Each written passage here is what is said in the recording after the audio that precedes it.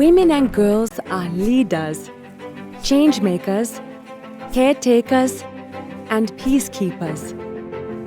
But while they have an empowered role in our societies, to this day, women and girls are still forced to fight for their rights. How much progress have we achieved, and how much work remains? How can you carry on the fight for equal rights? Women's struggle for equal rights is centuries old. But 1848 marked a watershed moment for women's rights with the Seneca Falls Convention, where women activists publicly petitioned for their civil, social, political, and religious rights. In 1893, New Zealand sent a message to other activists across the world that equal voting rights were achievable through advocacy. Entering the 20th century, women around the world are mobilizing in ever greater numbers to campaign for gender equality. Just as women's role in the labor force is rapidly evolving by opening up options beyond caretaking roles. In 1945, the United Nations is formed in response to the destructive toll of two world wars, and Eleanor Roosevelt oversees the drafting of the Universal Declaration of Human Rights. For all the world to hear, she and other advocates underline the place of women's rights within. This sets a foundation for women's rights norms and standards at the international level. In the subsequent decades, just as women are taking historic leadership positions in government, women activists at the grassroots level dovetail with the worldwide momentum by becoming powerful symbols of feminist resistance and social change. This momentum reaches a climax in 1995 when the Beijing Declaration and Platform for Action presents a visionary global agenda for women and girls' rights. But in spite of all the progress, as we enter the 21st century, patriarchal stigmas persist and exemplary leaders arise to resist them.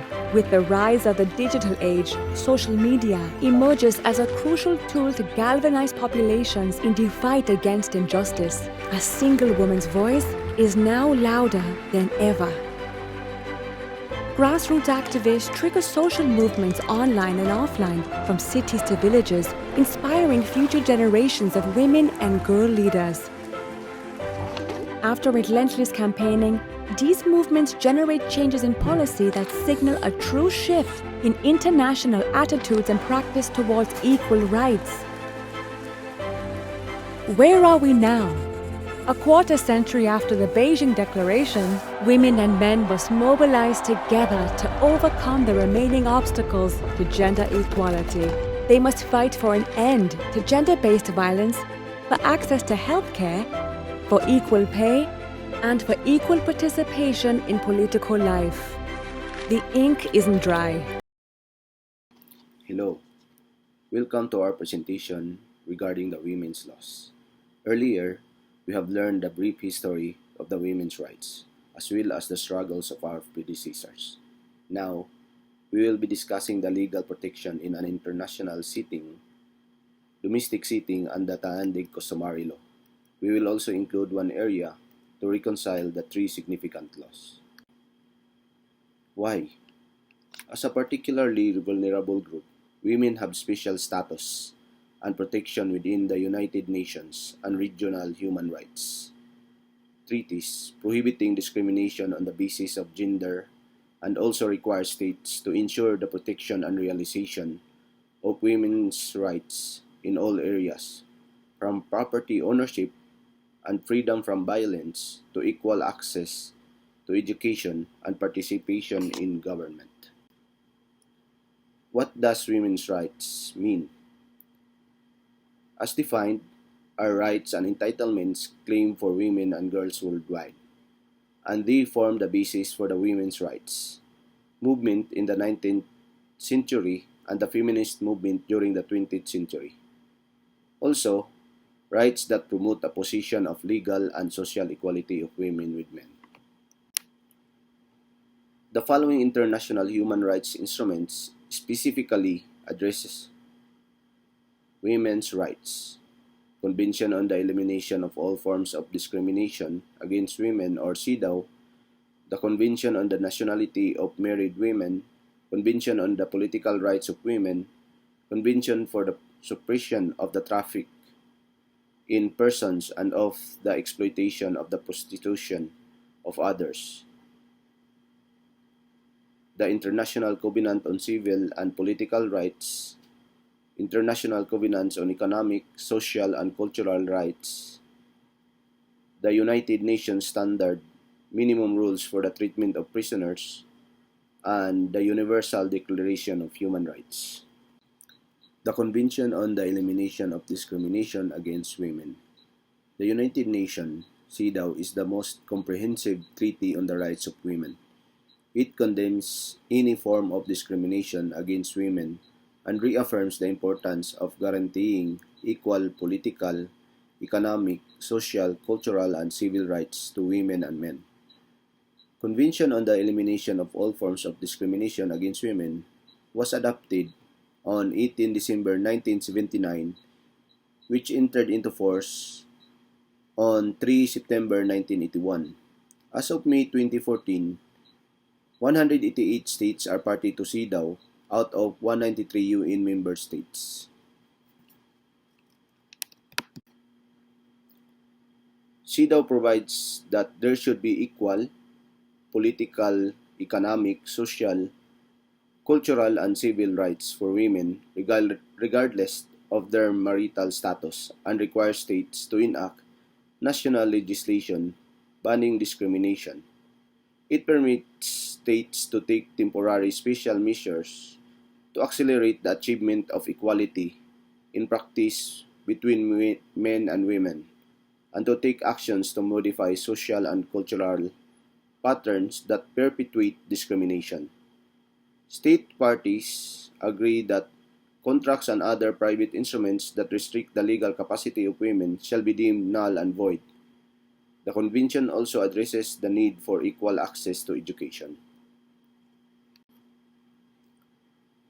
Certain groups of women suffer multiple discriminations due to their membership in multiple minority groups. These women, in addition to possibly being subjected to gender discrimination, may be more likely to experience human rights violations if they belong to a racial or ethnic minority, indigenous community, or rural community, or if they are migrants, children, poor, imprisoned, disabled, or elderly.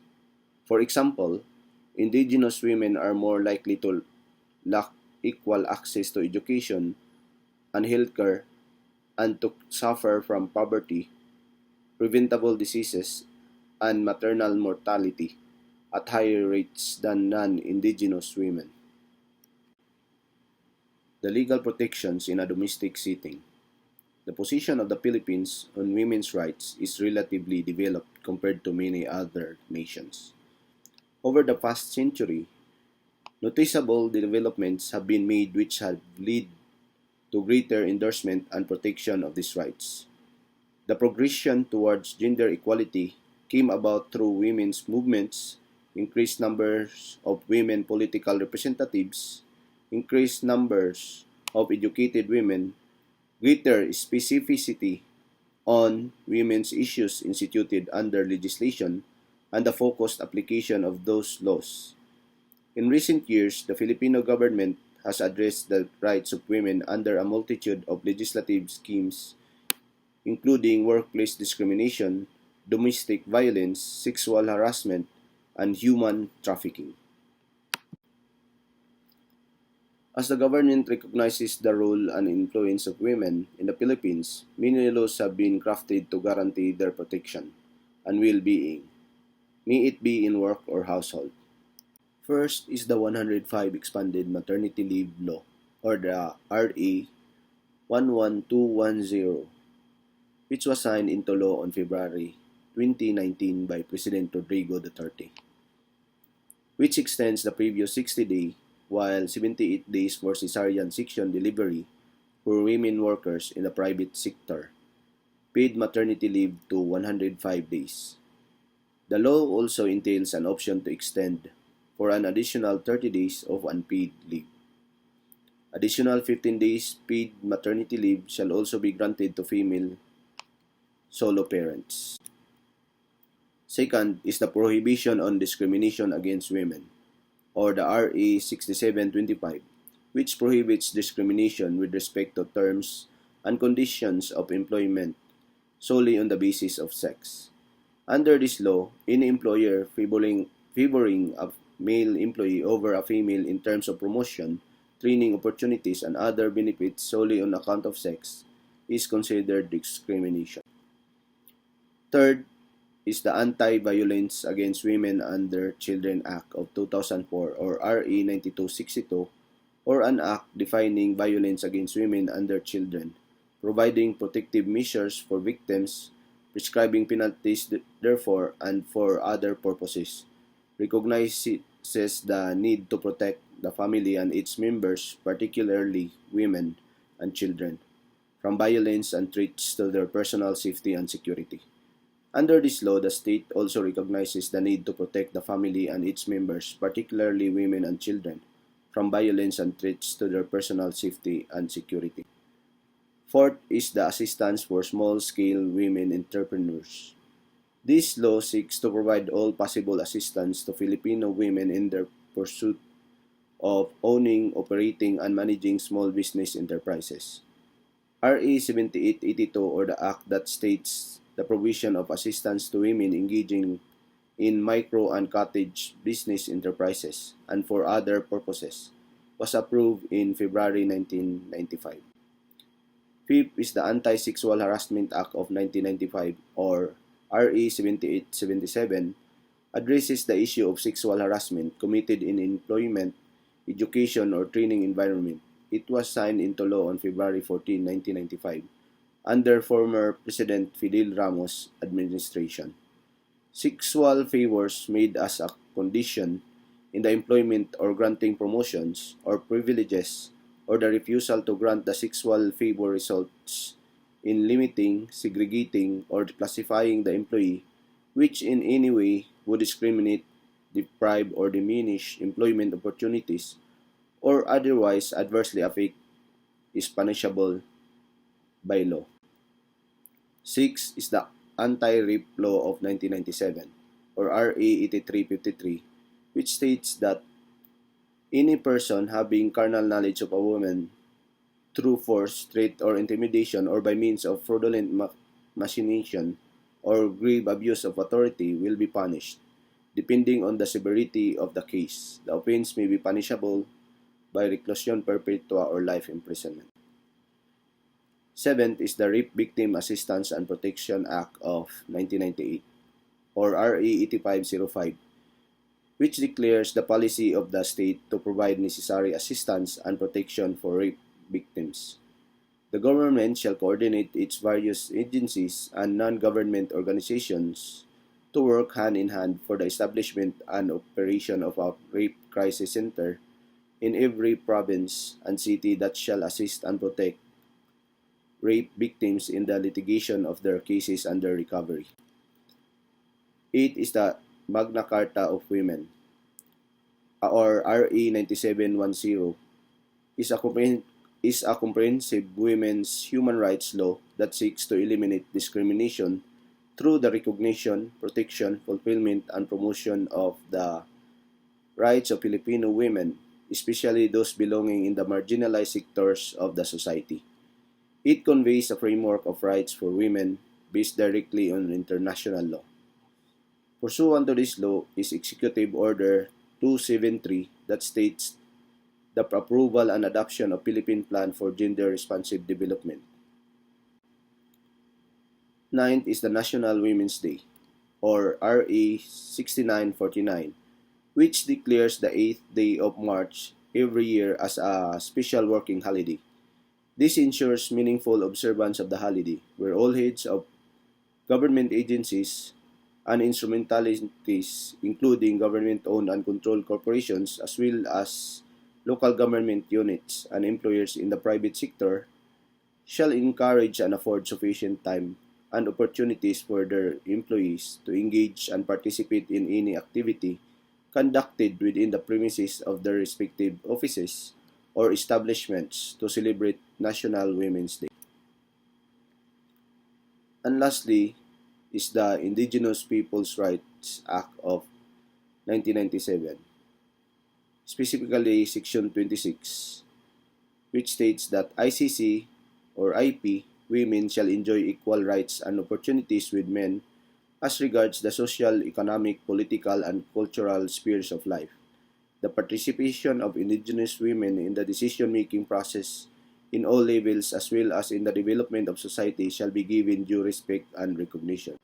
To continue, the state shall provide full access to education, maternal and child care, health and nutrition, and housing services to Indigenous women. Vocational, technical, professional, and other forms of training shall be provided to enable these women to fully participate in all aspects of social life. As far as possible, the state shall ensure that Indigenous women shall have access to all services in their own languages. Now, let us proceed to the Talandi Custom Law. The Talandi have custom laws regulating such aspects as territories, properties, marriage, and political relations. On the concept of property ownership, the Talandi recognize three categories, namely, first, the primary or personal property, that which is acquired, owned, and not shared. Second is the semi-communal property, which is acquired, owned, and may be shared. Third, the communal property, which is acquired, owned, and necessarily shared. The primary personal property is the woman who becomes the wife and who is primarily attached to the house, since all household chores and items are under her supervision and care. The ownership of a woman is the means by which other properties may be acquired. Child marriage. Child marriage is defined as marriage before the age of 18 years, is considered a violation of the UN Convention on the Rights of the Child, which the Philippines ratified in 1990. The country's own family code also sets the marriageable age at 18 years, and yet 15% of young women aged 20 to 24 married before they became 18. Indeed, a recent report by UNFPA Asia Pacific Regional Office that compared data from various Asian countries from 1970 to 2010 revealed that the Philippines has shown very little change in the percentage of women who were married at the ages 15 to 19, while countries like Republic of Korea, Indonesia, and India reduced that percentage to less than half during the last 50 years. To reconcile, in the Philippines, the legal age of marriage under the family code is 18 years old. However, in some religions and cultures, child marriage is practiced. Some allow the marriage of a female at the age of puberty, which is presumed upon reaching the age of 15. Many of adolescent brides are exposed to early and frequently repeated pregnancies and childbirth before they become physically mature and psychologically ready for responsible motherhood. Evidence shows that adolescent mothers between the ages of 15 and 19 are twice as likely to die of pregnancy and childbirth complications as women between the ages of 20 and 24. The children of teen mothers, too, are twice as likely to die as a child of a woman in her 20s. Even when they survive, many of them have lower weight and stunting. The CRC urges countries to set the minimum age for marriage for men and women, with or without parental consent, at 18 years. By this, let us follow the lead of other countries. Protecting the rights of women is protecting our future as one nation. Everyone has human rights. Children are, of course, human too, and they enjoy many of the rights that adults do in international human rights treaties. What many people don't know is that there's also a treaty that's dedicated just to children, the UN Convention on the Rights of the Child. We'll take a closer look at the convention later, but it's important to understand that the idea that children should have rights dates much further back. There's been a long-standing focus on protecting vulnerable children as a charitable response to suffering. However, at the start of the 20th century, some activists started promoting the idea that children should have rights. In the aftermath of the First World War, Eglantine Jebb and others campaigned for the first international declaration of the rights of the child in 1924. An expanded version of this was adopted by the United Nations in 1959. During the International Year of the Child in 1979, Poland proposed that there should be a convention for children.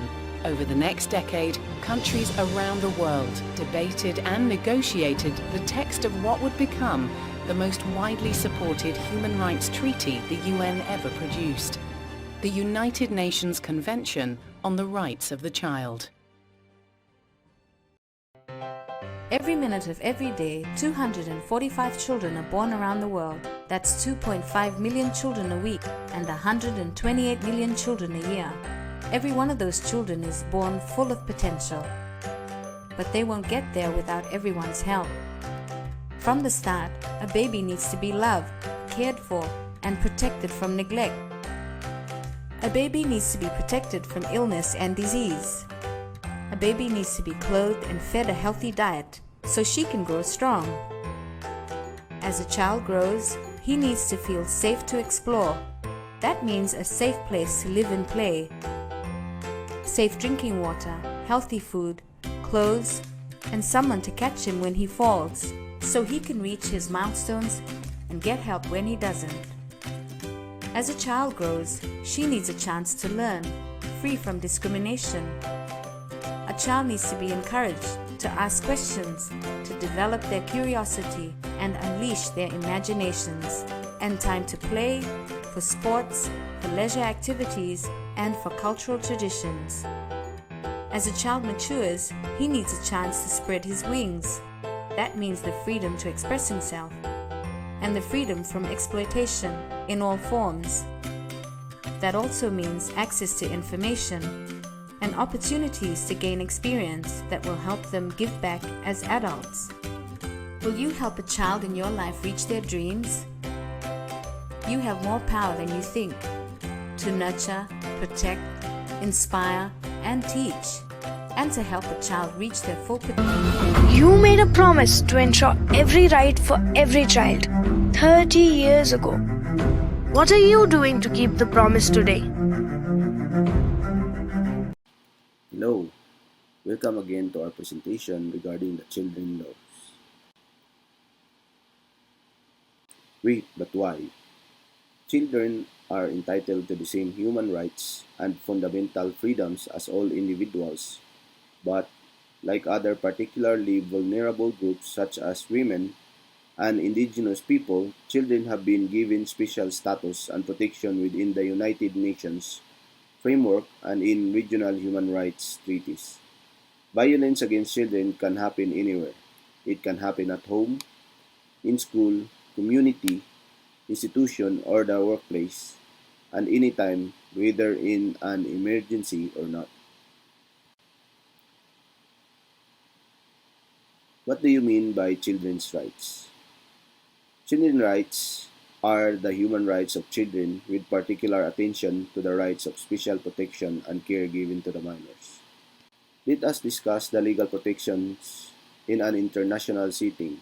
The following instruments specifically address the special protections owed to children. 1. Convention on the Elimination of all forms of discrimination against women. 2. Convention on the Prevention and Punishment of the Crime of Genocide. 3. Convention on the Protection of the Rights of Migrant Workers and Members of their Families. 4. Convention on the Rights of Child. 5. Declaration on the Elimination of all forms of intolerance and of discrimination based on religion or belief. 6. International Covenant on Civil and Political Rights. 7. International Covenant on Economic, Social, and Cultural Rights. 8. International Labor Organization Convention concerning Indigenous and Tribal Peoples in Independent Countries. 9. International Labor Organization Minimum Age Convention. 10. International Labor Organization Worst Forms of Child Labor Convention. 11. United Nations Standard Minimum Rules for for the Administration of Juvenile Justice. 12. United Nations Standard Minimum Rules for the Treatment of Prisoners. And last, the Universal Declaration on Human Rights. The United Nations Convention on the Rights of the Child, or CRC, is the most comprehensive treaty on the rights of the child, and defines child in Article 1 as every human being below the age of 18 years unless under the law applicable to the child, majority is attained. The CRC focuses on four aspects of children's rights. First, participation by children in decisions affecting them. Second, protection of children against discrimination, neglect, and exploitation. Third, prevention of harm to children. And fourth, provision for children's basic needs. Let us now proceed to legal protections in a domestic setting. According to the 2015 National Baseline Survey on Violence Against Children in the Philippines, there is a high prevalence of physical, psychological, sexual, and online violence committed on Filipino children. 80% of Filipino children have experienced some form of violence at home, in school, in their community, and online. Children also face increased risk of violence during emergencies. In the aftermath of natural disasters, children become more vulnerable to violence, trafficking, and stress. In the autonomous region of Muslim Mindanao, thousands of children are exposed to the effects of armed conflict. If they are not recruited in the armed groups, they become caught in the crossfire and may be injured, abducted, sexually abused, and even killed. The 1987 Constitution of the Republic of the Philippines contains a number of rights provisions and a small number of provisions that directly address the rights of children. First, Article 13, Section 11 requires the state to adopt an integrated and comprehensive approach to health development available to all people at affordable cost, giving special priority to children. Second, Article 14, Section 2, Subsection 2 provides for free and compulsory elementary and high school education. Third, Article 14, Section 3, Subsection 3 provides for the teaching of religion to children in schools, so long as parent or guardian of the child has given his or her written consent. And fourth, Article 15, Section 3, Subsection 2 requires the state to defend the right of children to assistance, including proper care and nutrition, and provides for special protection from all forms of neglect, abuse, cruelty, exploitation, and other conditions prejudicial to their development. Philippine laws on children. 1. The Child and Youth Welfare Code. 2. Special Protection of Children Against Child Abuse, Exploitation, and Discrimination Act. 3. IRR of RA 7610. 4. An amendment to National Internal Revenue Code of 1997. 5. Children Television Act of 1997. 6. Executive Order 184, Series of 1999. And 7. Anti-Trafficking in Persons Act of 2002. The Indigenous Peoples' Rights Act of 1997, specifically Section 27, provides that state shall recognize the vital role of children and youth of ICCs, IPs in nation building and shall promote and protect their physical, moral, spiritual, intellectual, and social well-being. Towards this end, the state shall support all government programs intended for the development and rearing of the children and youth of ICCs, IPs for civic efficiency, and establish such mechanism as may be necessary for the protection of the rights of the indigenous children and youth. Now let us proceed to the Customary Law of Kalani. In order to learn these custom laws, the history of the tribe is related to the young people and to those who are groomed to be leaders of the community. They are encouraged to witness different rituals and settling of disputes. The children are the secondary property of a man and are considered his assets. They are acquired by virtue of marriage and birth. Their services may be shared by other people, especially kinfolk. The rule on ownership requires the parents to make arrangement for their sons or daughters to marry the spouses whom they have chosen, but they have to inform their relatives before the proposal is made, in order for the latter to extend both financial and material assistance. This falls under the custom law known as Sayuda Ha-Batasan, Law of Information Giving, wherein these relatives receive coins which serve as an approval for support in case difficulty arises during engagement. Child labor. Child labor is work that deprives children of their childhood, their potential, and their dignity, and that is harmful to physical and mental development. In the Philippines, there are 2.1 million child laborers aged 5 to 17 years old, based on the 2011 Survey on Children of the Philippine Statistics Authority, or PSA. About 95% of them are in hazardous work. 69% of these are aged 15 to 17 years old, beyond the minimum allowable age for work but still exposed to hazardous work. Children work in farms and plantations, in dangerous mines, on streets, in factories, and in private homes as child domestic workers. Agriculture remains to be the sector where most child laborers can be found, at 58%. To reconcile, child labor issues are most comprehensively addressed by International Labor Organization or ILO conventions.